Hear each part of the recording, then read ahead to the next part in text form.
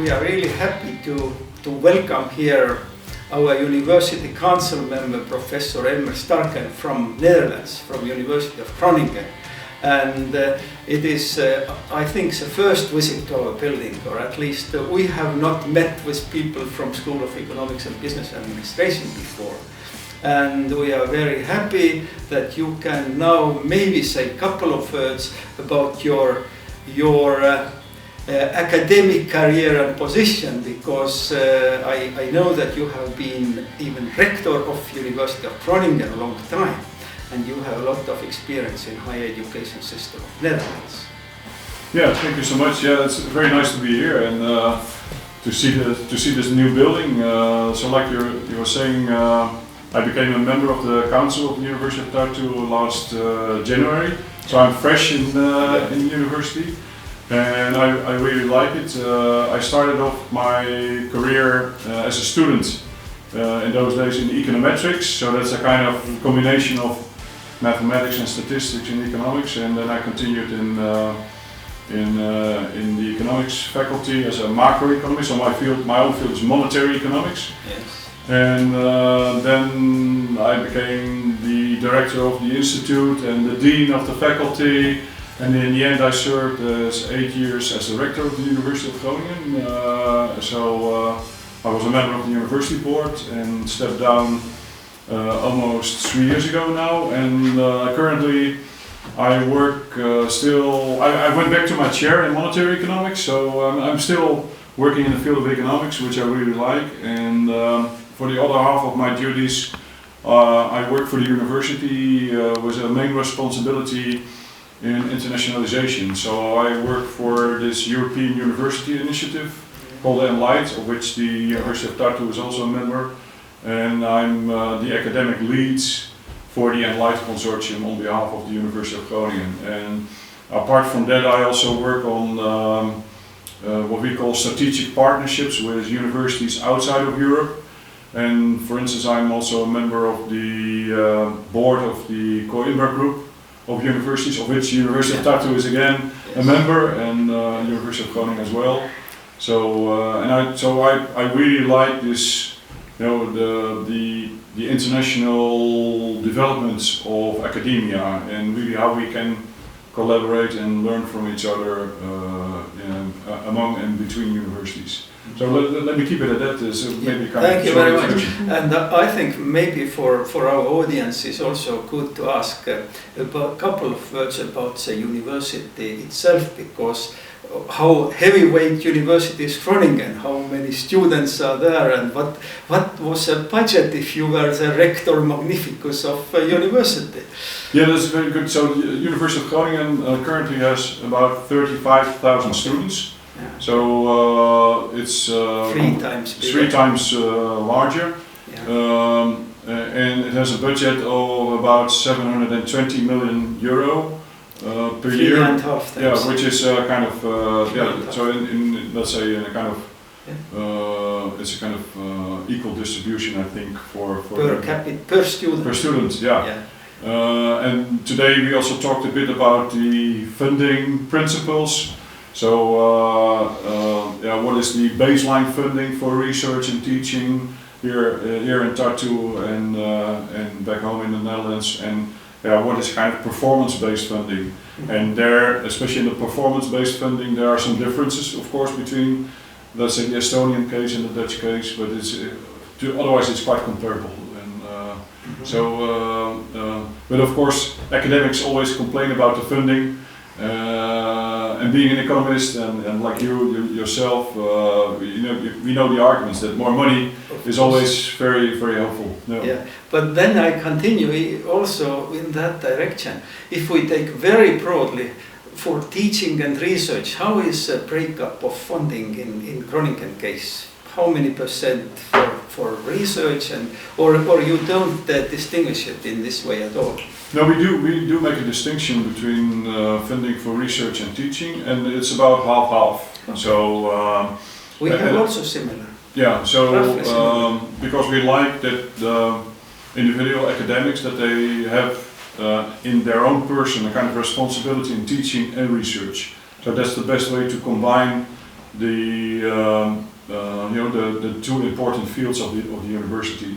That you have an active researcher also teaching to the students, and so even very advanced and experienced researchers with let's say an ERC grant, we still like them to teach to the first year students, and that they can bring on their own experience in the teaching. That's very fruitful.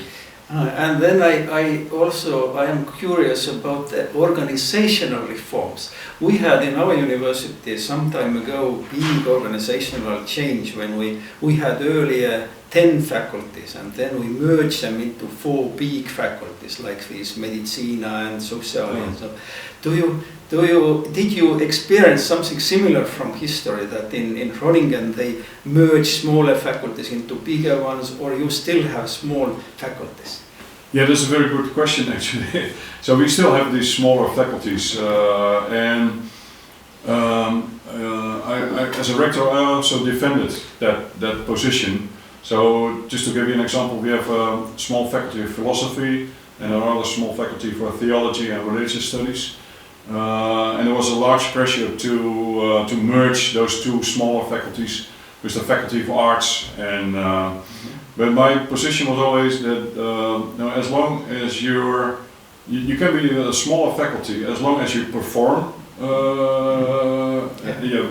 show good performance, and you have the willingness to collaborate. So if there's enough willingness to collaborate from your own position, okay, you can stay independent. If you don't want to collaborate anymore, then it becomes more troublesome. So basically the quality of the small faculty and also the willingness to collaborate, those were the 2 elements, two necessities basically, necessary requirements to stay independent. And so far, University of Groningen still has these smaller faculties independent. Yeah. Very good to know. It is a bit different. And then I had also one question related with all this Bologna process, which is already 20 years ago. And I remember even in 2001 we were sent in that period to Europe to see how other countries will move to Bologna.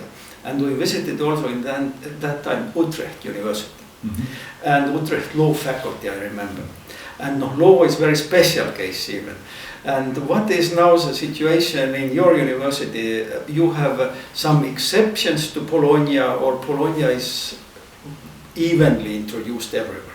Yeah, so we introduced the Bologna system as early as we could, basically, and implemented that across the university. Of course, that has its own difficulties. I know, I'm very well aware of that. I think we implemented that in 2002, so right at the start of the Bologna implementation. And we also imposed this ECTS system across all programs. And so I think we have the first phase and the second phase and the third cycle fully implemented at Groningen University. Okay. Yeah. Now I think we know so much more about your university. It's really very good to know. But maybe we can now a bit discuss about some basic issues of higher education, and then it's nice to compare. Of course, you are so much involved in pan-European problems also, or all European issues, that what do you think are maybe 3 main directions in the European higher education system? What are the problems, directions of development? Because that's good to know from your view on that. Yeah, I think what is very prominent today is this creating this kind of European space for freedom of research and freedom of mobility of researchers and freedom of education and collaboration in education. So this common research area and higher education area. The buzzwords in Brussels, so to say, are of course very important. I think across Europe there's also the issue of financing universities and higher education in general. Of course there's a large diversity among the EU member states, how much countries are willing to invest into higher education. And the third dimension I would call, and that comes back to the first item, is I'm a strong believer of international collaboration. So creating these European universities as a kind of instruments to further mobility of students and mobility of researchers, I think is really essential to also address, you know, some of the geopolitical tensions maybe that we face currently, but also, let's say, how to really understand and how to engage in European cultures. I think it's really crucial that we collaborate more. It's a very good chance to continue in this direction of internationalization. We have here also a dispute in Estonia. What is a proper level of internationalization of the university? Yeah. And if we have such a tiny language speakers number and small country and all that, what is a proper also, I would say, distribution, courses given in Estonian and in English, students studying in English in Estonian. No, definitely, of course, Netherlands is 16 times bigger country, but what is your view on that issue? The foreign students versus domestic students and study language and these issues? Yeah, it's a very hot topic also in the Netherlands. I think, first of all, universities have a kind of responsibility in safeguarding your national culture. So, yes. And language is, of course, a crucial element to your culture. Culture and language are interrelated. So, we should protect basically the national culture and the national language. I think in the Netherlands, looking at my own university, we have maybe moved a bit too far towards English taught programs. Like in Groningen, 2/3 of the bachelor programs is taught in English, fully in English. 2/3? Yeah. So the majority of the bachelor program is taught in English.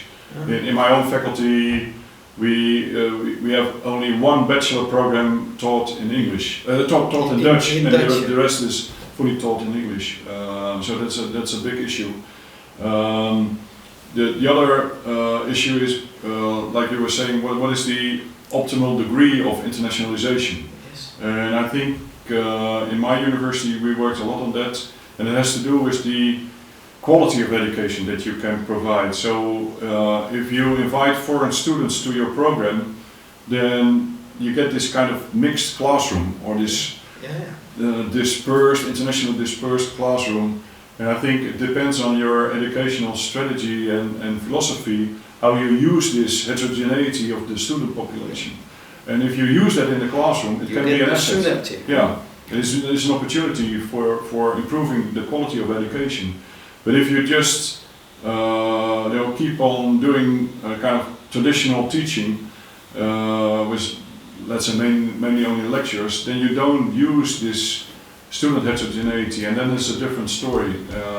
So I think on average, where we have a kind of international program in the university, we say that maybe the optimal share of international students to Dutch students is 1/3 international and maybe 2/3 Dutch. So that's a kind of maybe optimum or maximum number of international students that we would like to have in our international programs. Okay, and there is another side of this coin as well, which is about foreign-born faculty members, people who are coming to teach from abroad in your university. Yeah, so I think at my university we have about 1/3 of our staff is foreign. Okay. And of course we stimulate that they learn Dutch. I think it's also for your personal life and circumstances, it's wise that you learn Dutch. But of course they have a strong preference to teach in English, or sometimes even in Spanish or whatever. And then it helps that we have 2/3 of our bachelor programs to be taught in English, and it's more convenient for them. But still we want them to learn Dutch.